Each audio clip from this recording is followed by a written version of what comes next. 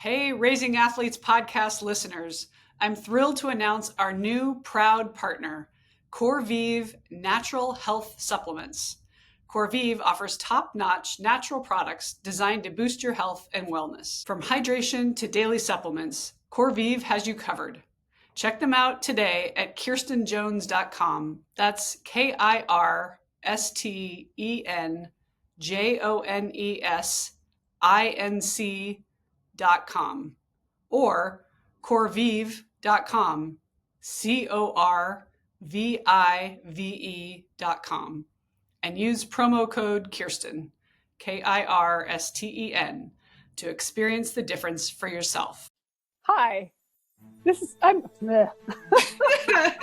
you know it's for real, I know. you're like, Okay, let's stop. Hi, I'm Kirsten Jones, and I'm Susie Walton. and this is our podcast, #Raising Athletes with Kirsten and Susie. Our passion is supporting parents and raising not only strong athletes, but extraordinary people.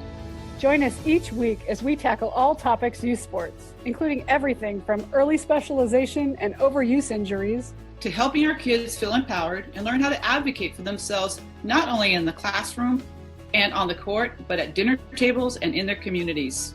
We'll be talking to coaches, athletes, parents, And anyone else who will speak to us. about their experiences with youth sports and their paths to success. And even more importantly, their failures. Yes, we're going to get into the gritty details of what went wrong so that we can all learn from it. Teach our kids And ourselves. how to do better next time. Because in the words of Maya Angelou, when you know better, you do better. So welcome to Raising Athletes, because we love to win too. Let's do this.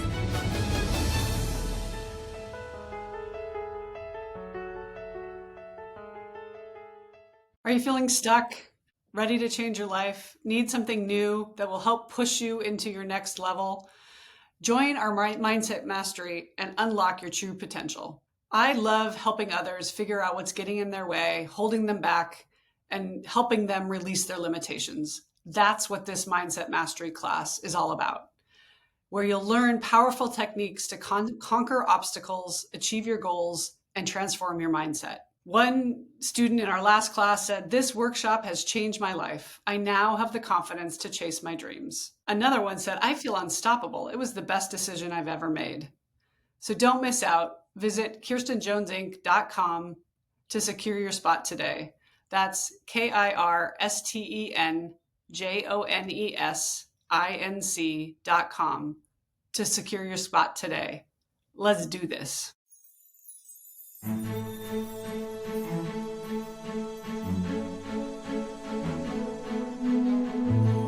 Hello and welcome to the Raising Athletes podcast. My name is Kirsten Jones. I'm a peak performance and sports parenting coach. I'm also the author of Raising Empowered Athletes, a book about helping our athletes and ourselves, parents, coaches, administrators, anyone who works with youth. How do we find the tools that we need to be successful in life? And I love doing what I do because I believe we all have limiting beliefs. We all have things that get in our way. And when we find the right tool to help us get rid of whatever's blocking us, we get to move forward and we get to live in fun and flow. And that's what life is all about. And I'm so excited to have this guest on today. We started a series maybe 6-9 months ago around interviewing athletes, talking to athletes about their journey, because if you're a parent or an athlete listening, you want to understand how it's done. And I believe success leaves clues. So following people that are doing what you want to do so you can learn from them, get better, take in some of the things that you're using, apply it to your own life, and grow. So I want to introduce you to Kenzie Chang. She and I have been working together for, I think we just decided maybe about a year now. And I thought it would be fun to talk about, I have parents reach out to me and say, how does it work? What goes on? So I thought, what better way than to talk to one of my star students, Kenzie, who's an equestrian rider. And I grew up in Montana, riding horses as well. So I feel like I get to vicariously live through her as she goes on all of her journeys and jumps with her beautiful horses. So Kenzie, welcome to Raising Athletes. For having me. I'm so excited to be here. Yeah, so we've been working together for almost a year, right? Yeah. It's been great. It's crazy how time has flown. So let's start with your journey. I think your mom found me through a talk I gave at the Rose Bowl, I believe, and she reached out because why don't we hear from you? What was going through? What is going on? What are the things you like to work on to get better at what you do? Yeah, I mean, like as I've started to climb up and ride more seriously, I've struggled with a bit of anxiety, like performance anxiety and just like my anxiety in general. But when I got to the ring, it was just affecting my performance a little. And like one of my horses that I have is very hot, and I just needed to be able to stay cool in order for us to work well together. So that's really what introduced me to sports psychology, and it's just helped so much. So let's talk about anxiety. I mean, it is something that's in all of our lives, right? I mean, does it happen to you out of the ring as well, off the horse? Do you find it in other parts of your life too? Yeah, I mean, it can kind of strike whenever it wants, and I think that like sports psychology and therapy just they work so well in like helping me in particular to work on that and to try and control it a little because I don't think it'll never go away. But yeah, I mean, especially in riding, I just have to almost distract myself before I go into the ring so that I can work on myself the best. Like remember the course, remember my plan, don't get distracted, all the things. Okay, so we're going to talk about all of that. Let's come back. Let's leave anxiety for a moment, and actually, let's start with.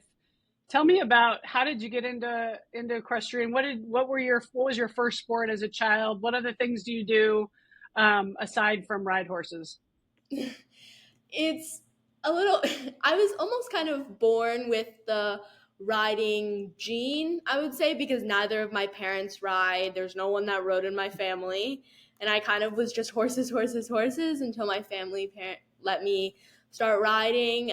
Some of my family friends rode before me, and they kind of got me into it. And yeah, I started riding at a local barn near my house until I was 10 years old, and then I moved to another barn a little farther away, and that's kind of what's happened. Do you remember what age you were when you first got on a horse? I must have been like 5, maybe. Yeah, so I've been riding for a bit. I didn't get. Do you remember that experience of getting on the horse for the first time? How did that feel? I don't really remember. I was pretty young, but like when I seriously started riding when I was like 8 or 9, and I like started show jumping and really like getting into competing. I didn't come up like the traditional way. I started in more of a backyard program where I like learned the jumper path first, and then I came back and did the equitation after, like when I was like 12. And do you recall when you first started, was it just fun or was it stressful? Has it always been that a bit of anxiousness when you get on the horse and you go into the ring to try to perform? I think naturally I'm a very goal-oriented person and a pretty serious personality. And before, when I first started riding, I wouldn't even go into the ring. I was so nervous. It was very different. Like I would go into the ring and I just couldn't. I would warm up and then I would go in and I just couldn't go into the ring because I was so nervous. And then, I don't know, I had these trainers that really just like helped me come over that fear. And yeah, that's really. Do you remember a first coach, their trainer that you had? Like, what was it that they did or said, or was it just them being there consistently for you that helped you overcome that? It's kind of a funny story because it was when I was still getting over that fear, and I went into the ring, but I came to the gate because I was like, no, I can't do it. I'm too nervous. And she kind of just locked me in there until I finished the course. And that's kind of how I got over it. She just locked me in there. Oh, I love that, because sometimes, we build up in our heads what it's going to be, right? Yeah. And sometimes the only way out is through, and you just need to in fact, my story that has a happy ending, but I lived in Montana. We would feed the horses and we would take the grain buckets out into the fields at night. And I went out into the fields, and I was 8 or 9, and to grab the grain bucket. And this kind of horse that he ended up being kind of crazy, bucking around, seeing that I had the grain bucket, and he kicked me in the face. I remember I had to go to the hospital. We lived 30 minutes outside of town, ended up getting stitches and everything. And as soon as we were back, my horseback riding instructor said, "Okay, get back on the horse." And I'm like, "Yeah, but I still have stitches." She goes, "Doesn't matter. Get on the horse now." And it was that, like, before you build it up in your head, I can't do this. It was, and I got right back on, and, I kept riding just like it was no big deal. And it's interesting how sometimes we need a gentle, but a firm push to say, no, you can do this, Kenzie, right? Yeah, for sure. I think just giving you that push in the beginning is really important, because like naturally I didn't really want to go forward or fast or riding naturally. So that push was really an important step in the sport. So let's fast forward to where you are now, and for those who are non-riders, tell us about what it is that you do, where do you compete, and kind of what the level is that you're competing at. So I'm 14 and I just finished the North American Youth Championships last year, which is an international competitions for riders between the ages of 12 to like 22, I think, and there are a couple different divisions. I compete in show jumping, where there are jumpers, hunters, equitation. I mostly do jumpers, which is based on time and faults and really just about how fast you can go. And yeah, this year my big goal is last year I went for the North American Youth Championships, and my goal this year is to go once again. It's exciting, right? And when is it? When's the competition?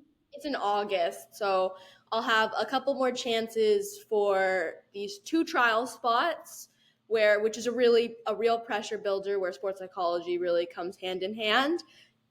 Or you can go, if you show all season long, then you can accumulate points for other 2 spots. So where are you right now in the journey? Have you accumulated any points?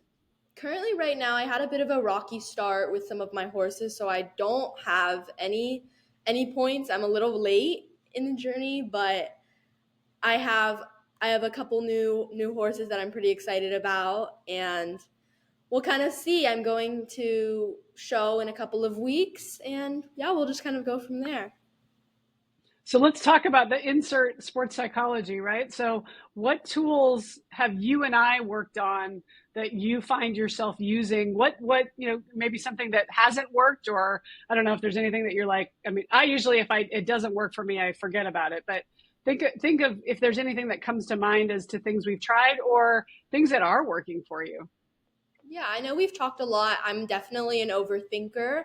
And so we've talked a lot about kind of putting my nerves away, because they obviously exist, but they're not needed because they just get in the way. So for me, like before I ride, I have like a routine that I do. I write it all on my phone, and I kind of just follow that to try and stay on track, and it kind of keeps myself distracted before I go in. But yeah, I try and just distract myself. I listen to music sometimes, play like a game, or just talk to people in order to just keep myself focused. I know one thing we've talked about a lot, where you say you get emotional and you're trying to keep your emotions in check. What do you do the night before, or what is your pre-game routine to get yourself locked into the zone that you want to be in? Yeah, I try and get a good night's sleep and a good meal. I always I'll clean my boots and all the things before to try and get ready, because I ride in the morning pretty early before, which kind of helps clear my head, get a feeling of how my horse is feeling that day. And just that kind of routine really keeps me calm, it's really nice to be able to do that. Yeah, it's so having a routine, like a formula for what you're going to do every single time. Does that then give you some comfort and safety in what you're trying to accomplish? Yeah, I mean, in some way, riding is not a mathematical equation, but I try to make it as much as I possibly can. Walking the course specifically and following a routine can help like keep me calm, as well as just like riding better. I think I ride better when I try and formulate it a little bit more. So you have this partner that you have to go through this course with that you don't know what kind of morning or night your horse has had, right? How do you prepare for having the best synergy with your horse that day? Yeah, I mean, horses are kind of like people. We all come out very differently. And just like, I think a calm head is extremely important because for my horses, I ride more of a hot, excited type. And that's really important to just keep them calm because my horse, Starfly, she'll come out sometimes just a little anxious or a little angry. And it's really important to just try and stay calm on her. And that's hard for me because Starfly and I work well together because we have very similar brains. she's she's the horse version of me, and yeah, just trying to keep her calm and trying to keep us both calm. If you're calm, the horse will take your energy. They'll take cues off of you. 100%. I remember so well. It is amazing how if somebody who hasn't ridden gets up on a horse and you see the horse all of a sudden because their feet are flying everywhere, they're kicking them in the flanks. The horse is like, what's going on? And then you have somebody who's like present, calm, and you see the horse perform beautifully because they're completely reading your energy, right? Yeah, for sure. But what you need when you're riding a jumper, when it's all about time, we can't have a horse that's like, oh, whatever, I'll get over the fence if I decide to, right? So it's this interesting balance that you need to find of she's got enough, fight in her, but yet you talk a lot about needing to control her to hold her back a bit, right? Yeah, for sure. I think like having a horse with a lot of blood is really nice because you don't have to kick as much, which is more what I like to ride. A lot of people are different, but also when she's like that, she doesn't get as careful. So just keeping that calm will kind of make her focus a little bit more on the jump as well for me. One thing I love working with you, Kenzie, because every time you say you're 14, my jaw is on the floor because you just are so mature and you have such a wonderful insight around what you want. Where did that come from? Is that just how you came out, or is that something that you think? You said you're a thinker, but is it like you have always had these plans, or is this a muscle you've built as you've gotten older?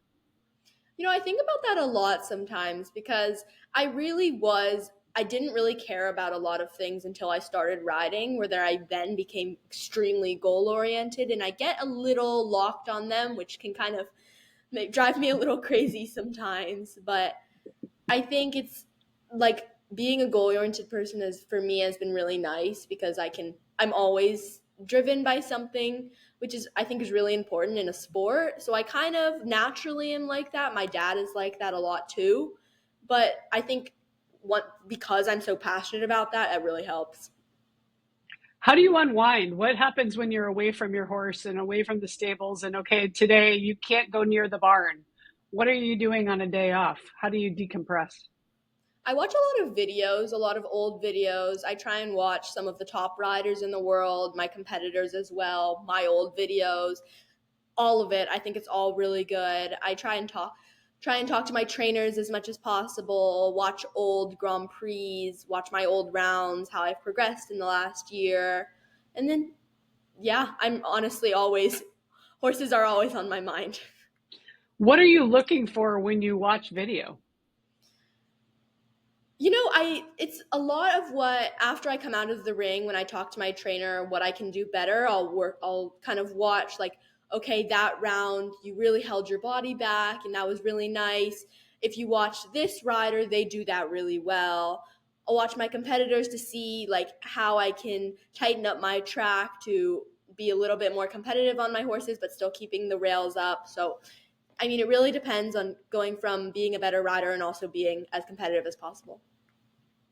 So when you're going up against these other riders and maybe somebody has more points than you do, is there FOMO? Is there jealousy? Or how do you stay in your lane and focus on what you need to do?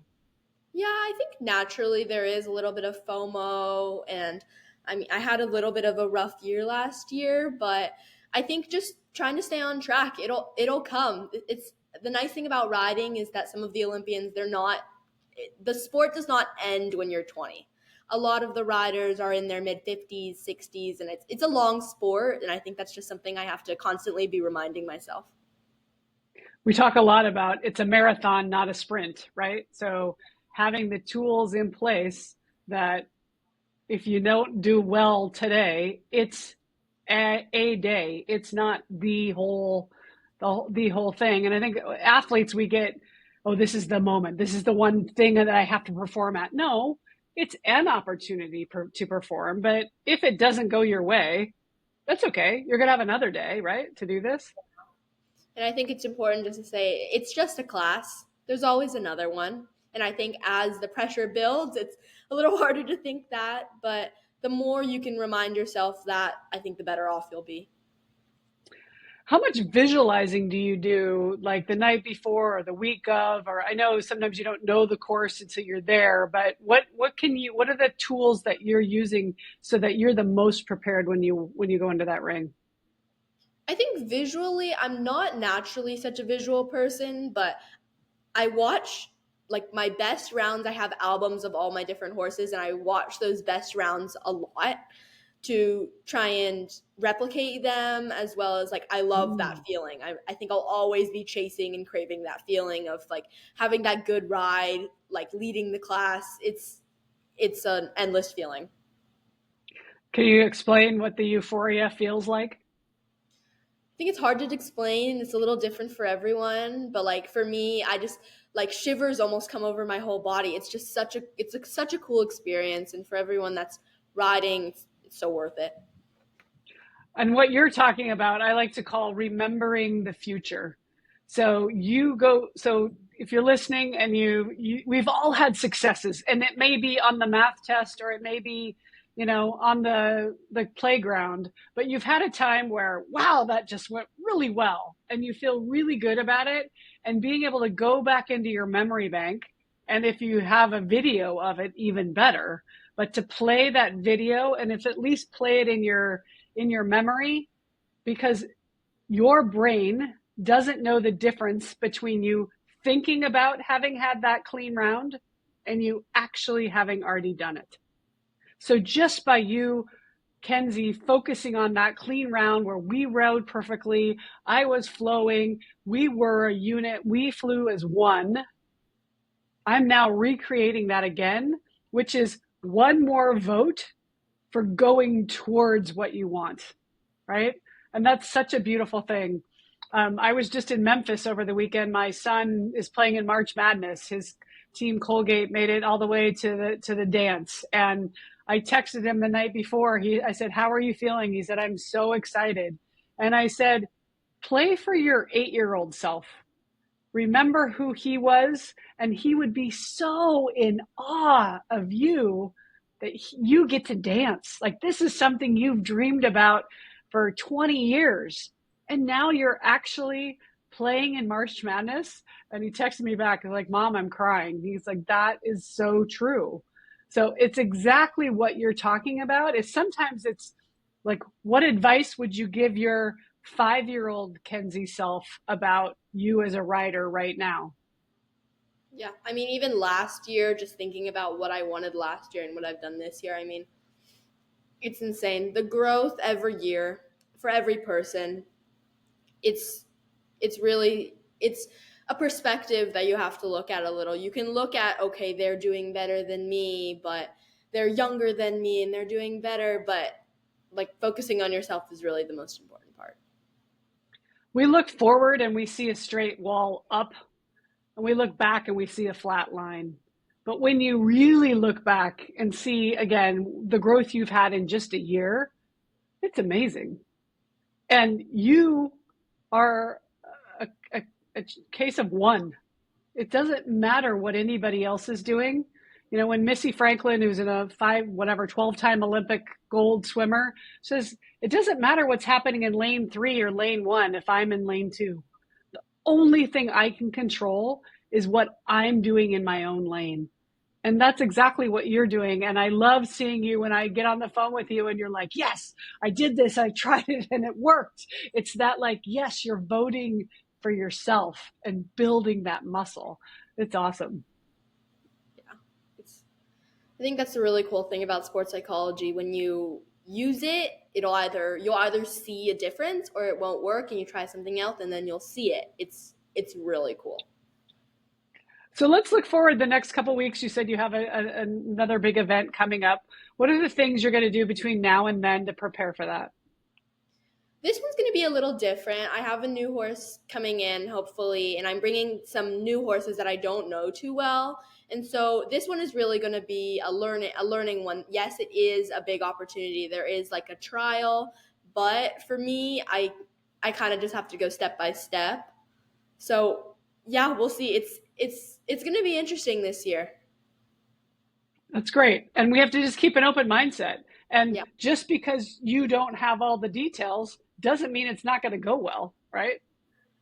Yeah. And I think, like, just the open mind. Yes, you want it to go well. Of course, we want to come home with some prize money and the blue ribbon and a gold medal. But sometimes my best weeks, I didn't get any of it. But sometimes the result doesn't correlate with the riding. So how do you marry those two up? Like, what do you say to yourself when you didn't get the ribbon, but it felt really good? I think over time, I've kind of experienced, like, if I had one down, but it was a little cheap, but the ride just felt so good, and I really felt like in sync with my horse. It's a real feeling that you kind of develop over time. I haven't been riding for that long, so I'm not the best person to explain it, but I mean, that for me over time, because I've been working with Starfly for like a year now, and she's taught me so much. I mean, she's developed me as a rider so much, and so the rides where I finally am riding her better, it's really rewarding. So you say you haven't been riding that long, but you've been competing for what, 4 years? 4 or 5 years, yeah. I mean, that's not nothing. Because there's somebody listening right now who's just getting on a horse for the first time. Yeah. What advice would you have to them who maybe they're 18 and they're just getting on and they're looking at Kenzie who's 14 and look at everything she's accomplished. How am I ever going to catch up with her? Really watch the best. Watch as much as you can. Contact anyone you possibly can. A lot of the top riders, they're really nice. They'll listen to you. So I think get in contact with as many people you can. Watch as many people as you can. Learn as much as possible. I think it's important to be the student until you can be the teacher. And I'm still always learning. Can you give a story about someone you have connected with? I know you've had some really great interactions with some great riders. A story of maybe some inspiration or advice that they've given you?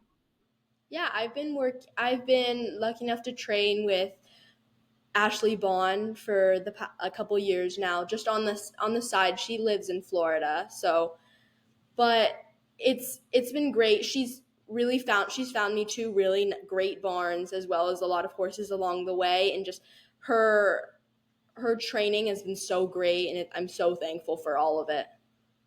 And it all started just because you reached out to her and asked if you could get some advice, or how did it come about? It was through family friends outside of riding, actually, but it was a bit of a coincidence.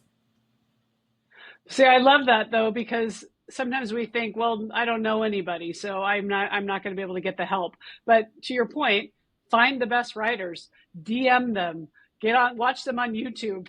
There are ways now. Everybody is, contactable, and maybe you can't go all the way to the top, but find somebody who's Kenzie's level, somebody who's, a couple steps ahead of Kenzie that can then give you some insight as to, you could probably I'm sure you could tell people 10 things not to do because you've had enough experience, right? Do you have any, what should people avoid at the beginning when they're brand new?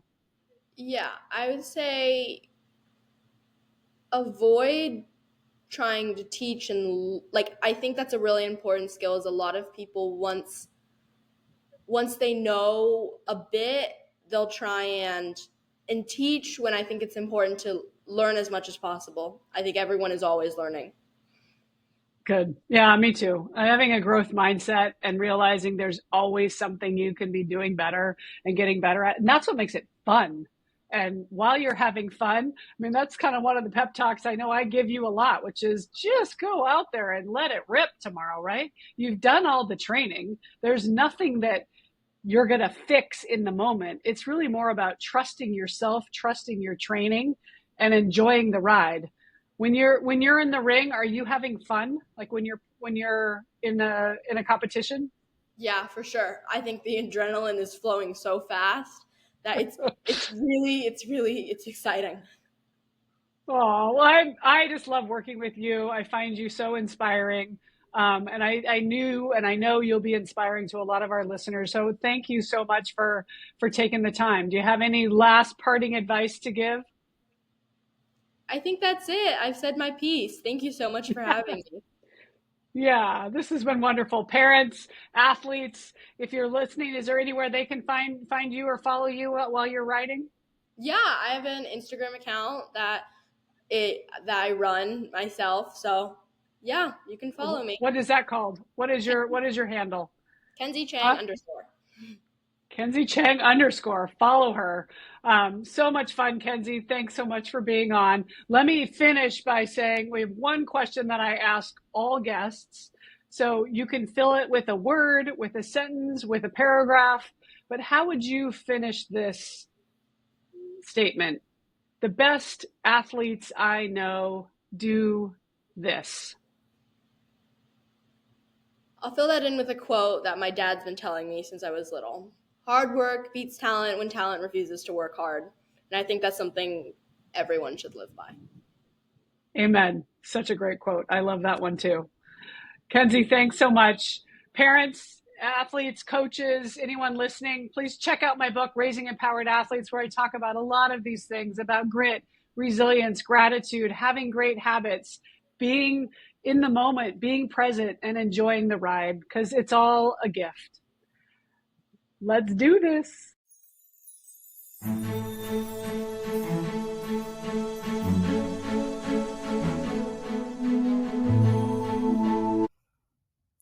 Kirsten and Matt here for the outro with Kenzie.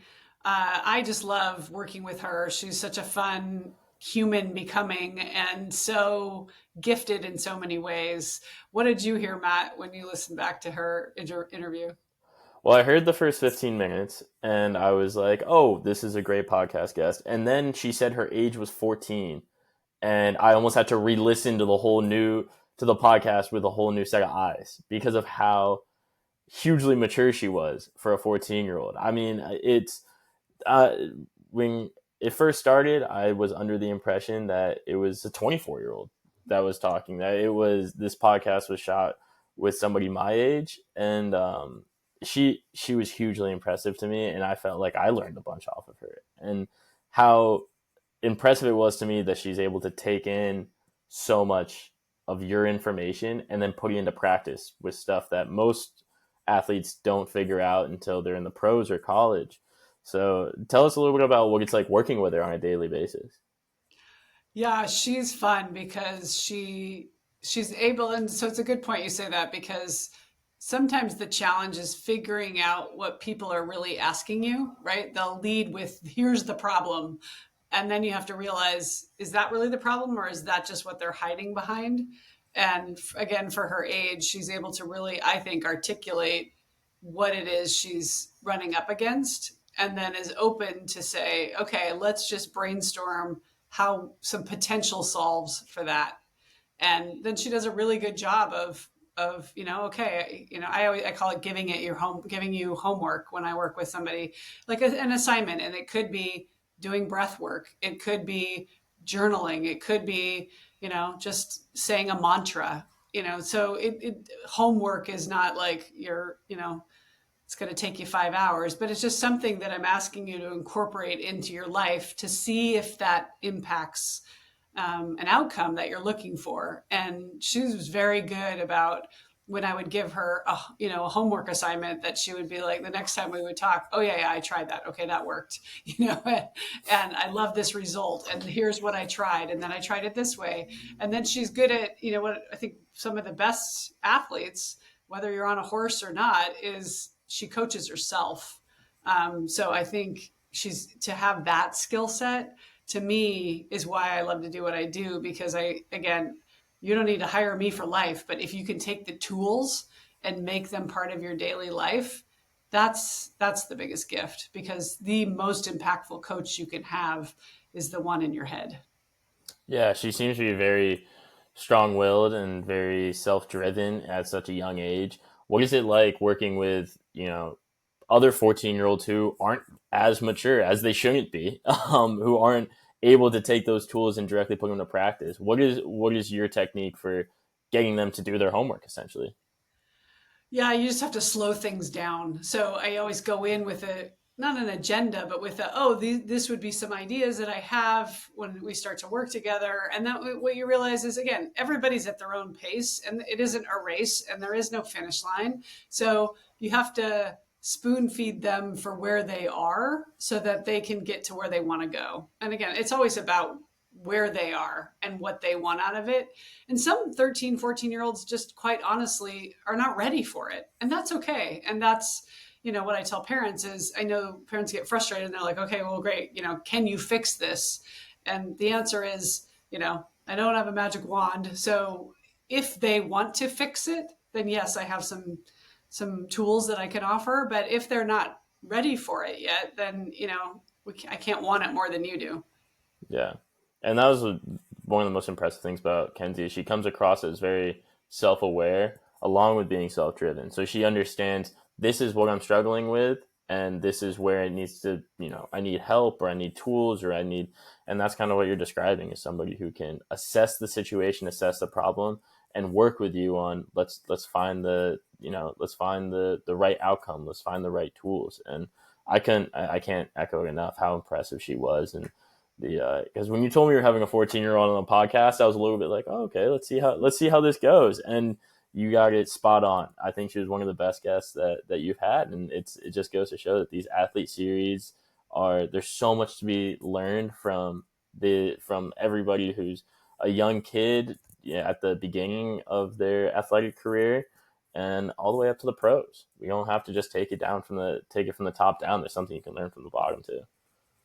And for me personally, it's just it has such a soft place in my heart, because I grew up in Montana riding horses, so I can so relate to. I think that's also what resonates for me, and because if you're like, if it was a cricketer, it would be hard for me to relate, because I don't even know the rules or anything. But it probably does help that I had a love affair with two different horses, so I understand that horse and rider bond and how important that is. So it's easy for me to speak to her about, again, her being in her body is so important, because animals are so highly sensitive that you riding, just think, you being too tense, they feel it. And they'll just refuse fences or nick fences, and so usually it's the rider that's setting the tone. And like it's that part of it has been fun too, is giving her some cues and helping her through that, navigating that. And she again, like you said, she's a sponge and takes it all in and uses it, which is really, really fun. Yeah, and you can see how her sensitivity helps attribute to her quality in the equestrian world as well. And I wondered, yeah, it's actually your superpower. Like, instead of you feeling like it's your weakness, it's the opposite. Yeah, being much more attuned to her own emotions and being able to learn how to control them at such a young age. Again, that's going to carry with her for the rest of her life, no matter what she does. And I'm so excited for what she has, what the future holds for her, because I think Yeah. she has so many tools in her toolbox, and whether it's becoming the best equestrian in the world, or becoming the president of the United States, or becoming a farmer somewhere, she's going to be incredibly talented at whatever she does. Yes, we're huge Kenzie fans. Go Kenzie. She's got this, and it's so fun to watch her fly and grow, and yeah, what a joy.